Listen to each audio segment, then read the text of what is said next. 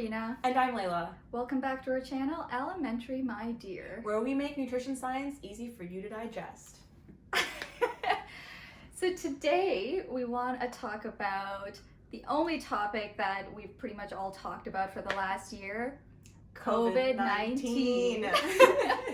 And specifically, we want to talk about vitamin D because that's been a bit of a hot topic this past year as well. Definitely. I know that throughout literally this whole year, every time my mom calls me, she asks me if I'm taking my vitamin D to help protect me against COVID. So today we're going to talk about if there's any actual benefit to that, if my mom might be on to something here, and Yeah, you know what? I don't blame your mom. I think especially when the pandemic first started, there's a lot of talk about a lot of different supplements. Vitamin D was a hot topic. Then I also heard about zinc, and colloidal silver was apparently going to cure everything, prevent everything. And actually at one point in the UK last year, I think they were seriously looking into whether they need to build recommendations for the sole purpose of preventing COVID. So there is a lot to maybe vitamin D and, playing a role in COVID. And I've seen so many news articles about it, and it's kind of like a little bit murky because some of these news articles are giving like definitive claims of like, what is the Canadian government doing not giving everyone vitamin D? So let's just explore what the research is saying about it and get to the bottom of it. Maybe we'll start with talking about what vitamin D even is. I think a lot of people have heard about it. We affectionately call it the sunshine vitamin. And, if you're going for a walk or something, we're like, I'm gonna go get some vitamin D. And there's absolute truth to that. And so vitamin D is a very important vitamin. It's one of the only ones that can be synthesized in our skin through sun exposure. And what it does in our bodies is that it actually helps absorb calcium and phosphate, which is really important for our bone health, especially because if you don't have enough calcium and phosphate, your body will take that from your bones because it really wants to maintain certain levels in your blood. And that's because you need calcium for muscle contractions and nerve impulses. And that's why you need vitamin D, so that you can get all that stuff from food so that it doesn't strip it from your bones.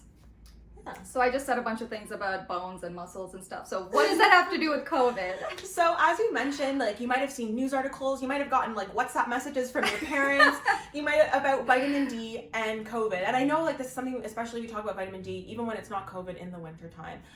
So a lot of research has gone into looking at the relationship between vitamin D and COVID. Some of it has been looking into as a treatment for COVID, but today we're going to talk about COVID prevention and what does vitamin D have to do with COVID susceptibility. So there have been quite a few observational studies that have been done looking at the link between COVID deficiency, I didn't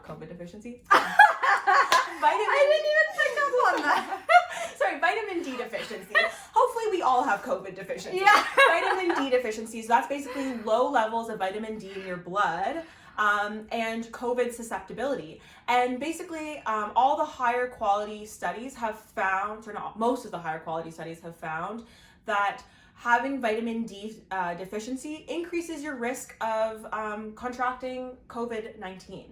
And so this seems really, really promising. However, all of these are observational studies. So that means we basically looked at a group of people and we said, oh, this group of people has low vitamin D levels in their blood and this amount got COVID-19. And then we have this other group where they have enough vitamin D in their blood and less of them got COVID-19.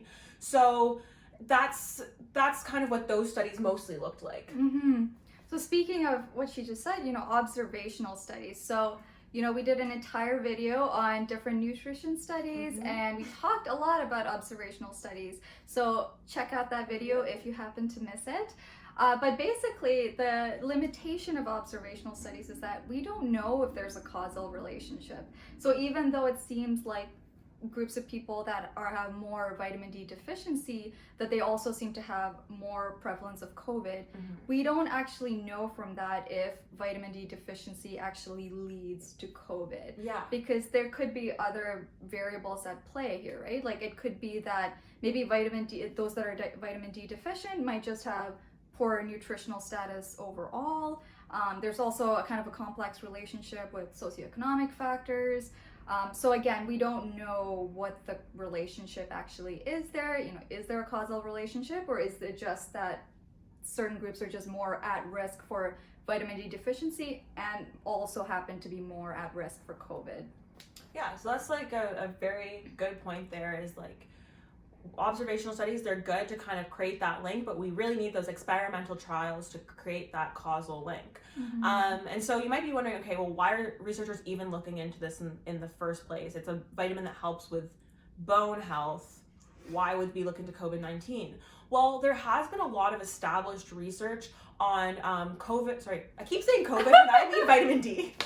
Sorry, vitamin D supplementation leads to lower risk of contracting respiratory tract infections. So just because there are studies that show that vitamin D supplementation can reduce the risk of acute respiratory tract infections, and COVID-19 is a respiratory tract infection, doesn't mean that we can use that same data to say, okay, vitamin D supplementation is going to prevent COVID, because we really don't know. COVID is so new, and with this, there's been so many areas of research. We haven't been able to fund everything into vitamin D, because what if that doesn't work? We've put funding into vaccines and all these different things, so we really don't know. And another thing to note is that vitamin D helps your immune system, and a lot of your immune cells actually have vitamin D receptors on them, and that helps them work better and do their job, so when they come across pathogens in your body, they can fight them extra hard. I don't know. So yeah, that's the kind of thinking behind why are we looking at vitamin D for COVID prevention. So what's our point here? Don't take a bunch of vitamin D and go to that super spreader party. Exactly. Yeah, exactly. So we don't want people watching our videos today and being like, wow, vitamin D is going to protect me against COVID. Let's have a party. Let's go out. Doug Ford, open the stores. Everyone just needs to take vitamin D supplements. That is not the case, and really is not what's been shown in the research either. So, yeah. But that doesn't mean that you might not benefit from vitamin D supplements as a whole. Because, as we talked about in the beginning, vitamin D is actually so important for your bone health and your muscle health. And unfortunately, a lot of us, in northern countries, we just don't get enough vitamin D. So there is vitamin D in some foods, like it's naturally in some fatty fish and in egg yolks. And in Canada, it is fortified in dairy milk and I think in margarine and some of the milk substitutes, I think, as well, like soy milk and stuff, like orange juice with orange D. juice as well.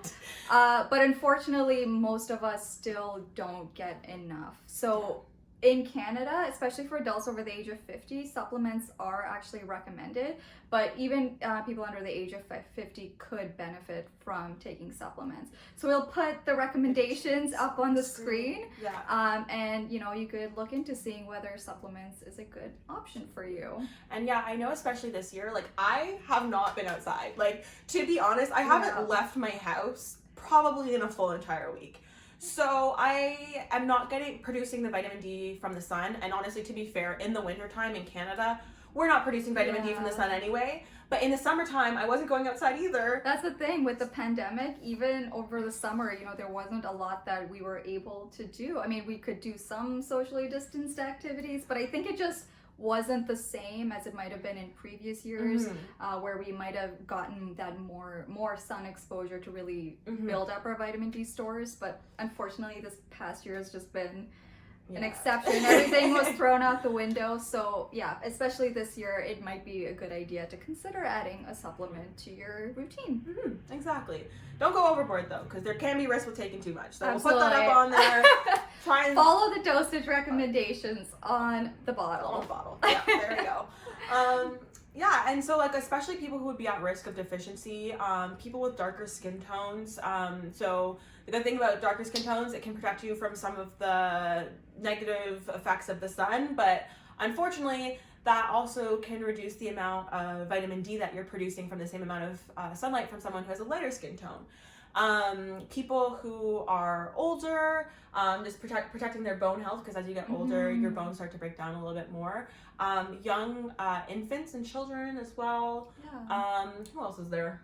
People that tend to be more covered, like even in the summer months, if you tend to be more covered with your clothing choices, then that also may limit how much vitamin D your skin's actually able to able to produce. Yeah. So yeah, if you fall into any of those groups, that might be even extra reason to look into a vitamin D supplement, because it is so important for your bone health, for your immunity, for your muscle health as well. We just aren't quite sure about what it means for COVID. Absolutely. So what's our point? Vitamin D is not the new mask, but you might still benefit from taking a supplement for other reasons. Yeah, awesome. So thanks so much for watching, guys. I hope this was helpful, and I hope next time you see like a headline like vitamin D and COVID, you can kind of just get a little bit more nuance than what's written there. So yeah, be sure to like, follow, subscribe, hit the notification bell, and follow someone on Instagram. Thank you for watching. Bye.